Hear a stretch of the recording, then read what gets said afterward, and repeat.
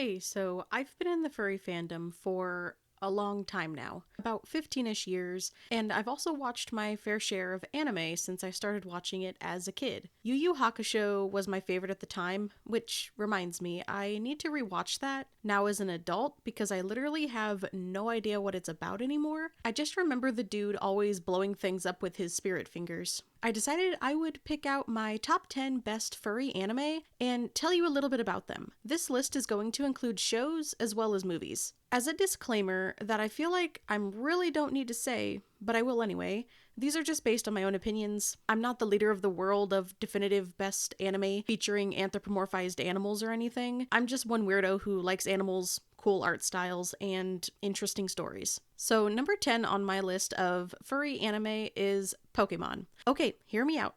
I know Pokémon isn't probably what people would typically associate with furries, but when you think about it, the use of anthropomorphized animal-like creatures, it definitely makes sense that furries would naturally gravitate towards Pokémon. I personally have always loved Pokémon, pretty much forever. Me and my brothers always collected the cards, played the video games, and yeah, watched the anime. Hell, even now as an adult, I have 2 Pokemon tattoos and definitely plan to get more in the future. When you look at some of the designs of certain Pokemon, it's also very obvious as to why some furries would especially be drawn in. Pokemon like Lucario, Zeraora, Delphox, and Lopunny very clearly bear resemblance to something I feel a furry would definitely create as a fursona. On top of this, at every furry convention I've ever been to, there's always at least one Pokemon fursuiter running around and tons of Pokemon related merch. So yeah, Pokemon is definitely a furry anime. Number 9 on my list of top furry anime is a very obvious choice, but it's BNA, or Brand New Animal. BNA is an animal where people and anthropomorphic animal-human shapeshifters, known as beastmen, coexist. This anime tackles all of the same political and ethical issues that we see in Disney's Zootopia, drawing parallels to the real-world discrimination that people face every day, still, due to racism and ignorance. But before we dive into this anymore, I do have a confession. I haven't actually finished BNA, which I know is like, then why are you putting in a top 10 when you don't even know what happens? Well, the reason I didn't finish it was because something happened in the anime that pushed me to the point I had to take a break because I started to draw too many similarities to the real world events that were happening at the time, and then I just got depressed, and then I forgot to finish it, which is also why it's so low on this list. As much as I enjoy where the story was going while I was watching it, I was just never really drawn back to finish it. Making this video has kind of urged me to want to actually try again though, and figure out if it maybe would have deserved a higher spot on the list, but until then, it's gonna have to stay at a humble number 9. Now, number 8 is A Whisker Away. This is a movie about a young girl who likes a guy so much that she literally transforms herself into a cat just to get his attention and to spend some time with him. There are definitely some conversations to be had about the dangers of romantic obsession, but I mean, it works. Who doesn't love cats?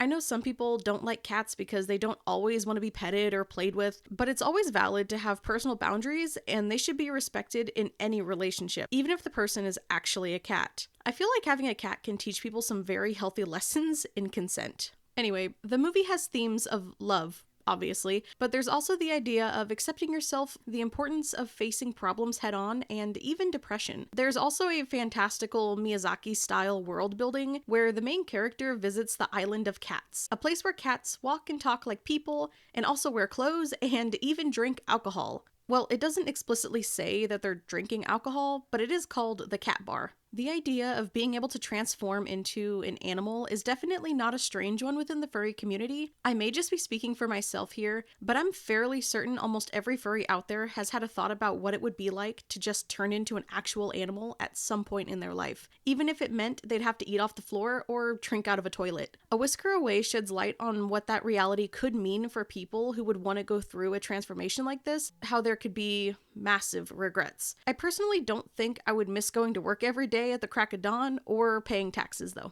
Overall, A Whisker Away is a very charming story and the art style is absolutely stunning. I wish I could rank it higher on my list, but I also feel as though popularity has been a little bit of a deciding factor for this list, and there are some anime that are much more well known than this movie, such as our next furry anime. Number 7 is Helluva Boss and Has Been Hotel. Okay, so I would definitely rank A Whisker Away higher on the actual furry side of things here, but when it comes to popularity, this takes the cake. I know Hazbin Hotel and Helluva Boss are technically two separate shows, but for the sake of not wasting two spots on this list for basically the same reasons from shows that canonically take place in the same universe, I decided to let them share number 7. A Whisker Away left me in tears and emotionally moved with a fresh set of lessons on how to be a good person. And then Helluva Boss came along and crushed those lessons, ate them, threw them up, ate them again, and then shit them out on the carpet and rubbed my nose in it. If you haven't seen Helluva Boss, first off, you're living under the biggest, darkest rock in the universe, or you're not a furry. Voiced by the wonderful Brandon Rogers of YouTube, Blitz is the leader of IMP, a revenge assassination service in hell for people to get back at those who wronged them in the living world. Just as with Helluva Boss, in Hazbin Hotel, we get introduced to a colorful cast of characters that never leave me without a sore stomach from laughing so much. In Hazbin Hotel, a demon girl wants to open a hotel for bad souls to redeem themselves so they can have a second chance at going to a better place. In both of these shows, despite the crude humor, a ton of gore and swearing, they both actually do contain some important lessons of their own and even tackle some heavy topics, such as sexual trauma, abuse, addiction, and abandonment. A lot of the characters in this universe are anthropomorphized, such as Luna the Hellhound, Husk the Cat Demon, and even Anthony, or Angel as he's most commonly referred to as, a spider demon. All of these characters in particular are very much something I would expect to see in a furry space. So many people in the furry community use Luna in particular as a basis for their own persona, and that's wonderful because Luna is just such a good character in the show, even though she's definitely a bit of a sassy bitch sometimes. Moving on to number 6, we have The Cat Returns. Similarly to A Whisker Away, this story focuses on a girl being transformed into a cat. This time, however, she didn't outright make this decision. After saving a cat from getting hit by a car, she's given the gift of a lifetime by the cats who live in the Cat Kingdom, a kingdom full of cats, ruled by cats. A Cat Returns is one of my favorite all-time movies by Studio Ghibli, just next to Princess Mononoke, which, spoiler alert, did not make this list simply because the actual animals within the movie aren't super anthropomorphized as I would like them to have been to be considered a actual furry movie. The Cat Returns is a fantastical movie full of beautifully crafted characters, music, and atmosphere, and teaches lessons of how acts of kindness can pay off later, even in ways you may have never expected. Another major aspect of the movie is the idea of always believing in yourself, as this is explicitly mentioned in the movie to the main character. The Cat Returns is chock full of anthropomorphized cats of all shapes and sizes. One who is even technically not a real cat at all, but an animated statue in a shop window that comes to life at night, wears a full suit, and even carries a cane. Admittedly, the way some of the other cats stand on their hind legs is a bit unsettling and different to how furries would usually depict a bipedal cat character, but I think something about it is also a bit charming in a way, though still slightly uncomfortable to think about it anatomically. And next up, number 5 is the movie Wolf Children. It's been quite a few years since I've actually watched this movie, but I remember really enjoying it. In the movie, a young woman falls in love with a werewolf man and have these weirdly adorable half-human, half-werewolf man babies. Without spoiling anything, the movie basically just goes through the life of the mom and these wolf children, the struggles of raising part animal babies as a human mother in the city. Other than the children being part wolf, it's mostly just a beautiful slice of life anime with a furry twist. I'm not a parent to any humans, so I don't think the story really has the same impact on me as it would someone who has or is currently raising children, as the movie's biggest theme is that between children and their parents. But another theme I really liked that followed the movie is just staying true to your own path in life, and that you can be whoever you want to be, and I think that's just so wholesome and sweet. Obviously, there's a werewolf man in the movie. That's very much furry. And then the two children are little wolf kids with ears and tails and stuff. Wolves obviously are a huge part of the furry fandom in general, as I would pretty confidently say that the most common species within the fandom is a wolf or a canine at least of some sort. Number 4 on the list is one of the longest running furry anime classics, Inuyasha. Of course I was going to talk about the white hair sass master himself. Inuyasha was actually the very first anime I ever watched on my own, and I absolutely fell in love with it. The general premise for those who somehow haven't seen this girl finds a well and goes back in time to an era of like demons and monsters and stuff. She pulls an arrow out of Inuyasha's chest that bound him to a tree, and then she breaks this jewel that was supposed to keep him there forever because apparently he was the worst thing that could happen to them. And then all hell breaks loose, and the two of them and some other cool characters team up to find all of the shards of the jewel.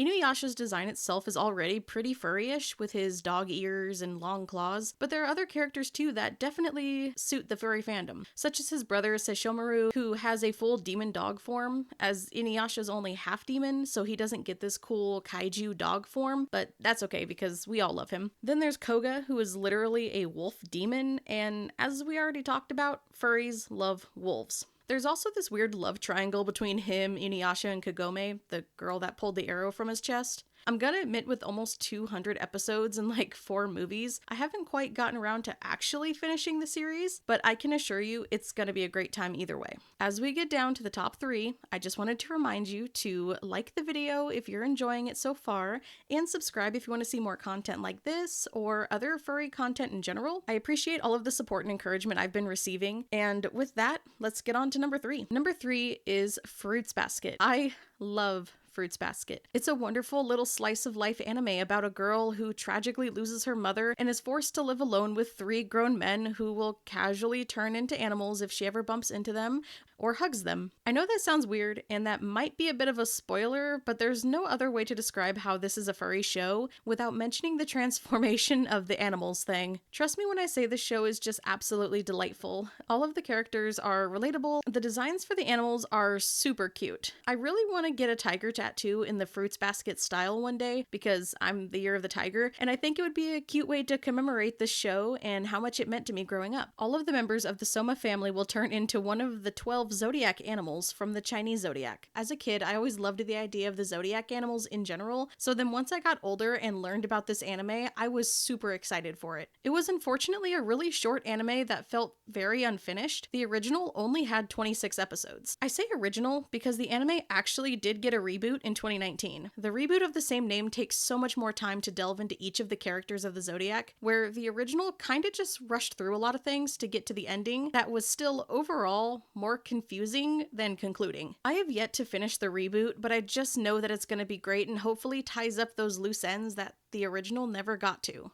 Fruits Basket is definitely a furry anime because, I mean, it has people transforming into animals. Anthropomorphized animals, a cute art style, and really charming ideas connected to accepting everyone for who they are, not what they're expected to be. And I feel like that's something that would really resonate with a lot of furries who are generally members of a sort of outcast society in general. Well, it hasn't been here yet, and I know you clicked on this video, you were probably expecting it would come up eventually, and here it is. Number 2 on my list is Beastars. Unlike most of the anime on this list, Beastars is actually still ongoing. We received a huge cliffhanger season finale last year, and I just cannot wait for the next season. Beastars is literally just a furry anime. It's literally furries. I have no other way to say it. Similar to BNA and Zootopia, Beastars has a focus on the biological differences between carnivores and herbivores throughout the show. There is an underground black market of sorts for carnivores who want to eat herbivore meat because it's obviously not okay and not legal to just eat one of your classmates or a stranger on the street. As the main character, a huge gray wolf named Legoshi goes through his school career. He learns of the black market, he makes friends, and even develops a highly unlikely love interest that's about 1/3 his size. Legoshi is learning to control his urges to eat meat and learn how people in the other classification live a very different life from himself. Legoshi in general is a very quiet and observant character, and I really enjoy that about him. He's definitely a little awkward and clumsy, but he also knows when to do the right thing and often makes huge sacrifices for the people that he cares about. Through this, we are taught lessons about the nature of our instincts and desires, as well as the pressure of society to be a certain way that they perceive you to be, and of course there's the parallels to racial and social class issues in real life. I also just want to mention real quick that the style of animation used in Beastars is absolutely phenomenal. There are certain times when Legoshi is like smelling things and the anime turns almost 3D to show that process within his skull, and it's literally just the coolest thing. And the opening song and visuals to the anime is just awesome. I actually listen to the song very unironically all of the time, and it's definitely one of those anime openings you just don't skip ever. It's just so good and so well put together. Beastars is probably the most furry anime on this entire list. I'm not saying by any means that all furries love this anime or that you have to watch it in order to be a real furry or anything. I actually know a good handful of furries that don't actually like the show at all, and that's perfectly okay. I'm just saying, in terms of what it looks like and what it means to be a furry, literally nothing comes closer than Beastars. Okay, so I already said Beastars is the most furry anime on the entire list, but it's only number 2, so something obviously doesn't add up. Well, that's just because I have a personal favorite that goes well above Beastars. It could be nostalgia and the fact that this show was literally the reason I ever even discovered furries in the first place, but my number 1 top furry anime is Wolf's Rain. Now, some of you might have seen this coming from a mile away. I'm definitely not unique at all in thinking that Wolf's Rain is without a doubt a furry anime, but I just feel like it sometimes doesn't get the love it deserves, and that's probably mostly due to the nature of the anime itself. Without spoiling anything, with how the show ended and began is very confusing, to say the least. I remember watching the last episode in elementary school and just being like, wait, what? And I just did not understand whatsoever. I watched the whole series again in middle school, and it made a little more sense, but I didn't fully grasp what was going on until my final rewatch in high school. Wolf's Rain is a show that starts at the end. The world's end. Wolves have been extinct for years, and there's a book and a legend that prophesizes that only wolves can open the door to paradise after the end of the world. But obviously, the wolves are supposed to be gone, so how's that gonna happen? Well, there's this old drunk guy who believes wolves are still walking Earth, but with disguises, and he's not wrong. The main character is a white wolf whose name I will not speak until the end for reasons. This wolf and a group of other lone wolves all end up in the same city in search of a flower that will lead them to paradise. They have a human form that allows them to blend in among people, and then they have their traditional wolf forms. It's actually really hard to talk about the plot of the show much beyond that without giving too much away, but if you like wolves and are okay with a bit of gore, this show is absolutely amazing. The voice actor for the main wolf is Johnny Yongbosch, also known for his roles as the Black Power Ranger and Ichigo from Bleach, so that's really cool too. Wolf's Rain explores themes of pride, the search for meaning in life, which is pretty deep if you ask me, and much like Lion King, the circle of life. The art style for Wolf's Rain is incredibly detailed and beautiful for the time. The show released in 2003. There are also stunning images and scenes throughout the entire show that just always leaves me feeling so deeply for the characters on screen. After I finished the show, I remember watching so many AMVs involving Wolf's Rain on YouTube because I just could not get enough of the show. And that kind of leads me into how this show is the reason I discovered furries. I won't go too much into detail here because I do plan to make an entire video about that later, but basically, when I finished the show for the first time when I was like 11 or something, I started to look on eBay and convinced my parents to buy me a solid white wolf tail. I wore this tail all the time, and then I started thinking about trying to make paws of some sort, and I think you can see where this is going in terms of discovering fursuits, and then eventually making a fursona that I named after the main character, and the rest is history. So the reason I didn't want to say the main character's name too much is because my dog is actually named after him, and I didn't want him to hear me saying his name over and over again from my room with the door closed, because he would not appreciate that very much. So I'll just say it once for people who've never seen this anime or watched my previous video on the development of my fursona. His name is Kiba. Okay, so that was my top 10 furry anime. If you made it through all 10 and you haven't already, please be sure to like the video and subscribe for more. What's your favorite furry anime? Or what's an anime that wasn't here that you think I should check out in the future? Let me know in the comments, and now get on with your life and have fun.